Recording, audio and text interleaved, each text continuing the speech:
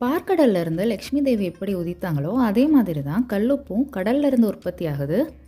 அதனால தான் என்னவோ மகாலட்சுமி கல்லுப்புல ரொம்ப விரும்பி வாசம் செய்வாங்க.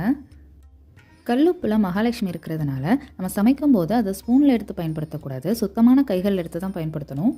அதே மாதிரி அசைவம் சமைக்கும் போதும் முன்னாடியே ஒரு கிண்ணத்தில் எடுத்து வச்சு தான் பயன்படுத்தணுமே தவிர சமைச்சிக்கிட்டு இருக்கையில் எடுத்து பயன்படுத்தக்கூடாது. இந்த மாதிரி கல்லுப்பை சரிவர பயன்படுத்தி வர மகாலட்சுமின்னு அருள் கிடைக்கும்.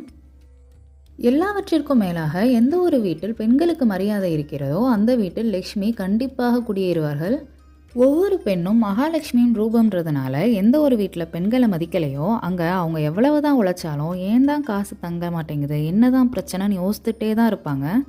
இதனால் எந்த ஒரு வீட்டில் பெண்களை மதித்து நடக்கிறாங்களோ அந்த வீடு சுபிக்ஷமாக இருக்கிறதுக்கு மகாலட்சுமி என்றென்றும் அருள் புரிவாங்க. இது போன்ற ஆன்மீக தகவல்களுக்கு நம்முடைய சேனலை சப்ஸ்கிரைப் செஞ்சுக்கோங்க.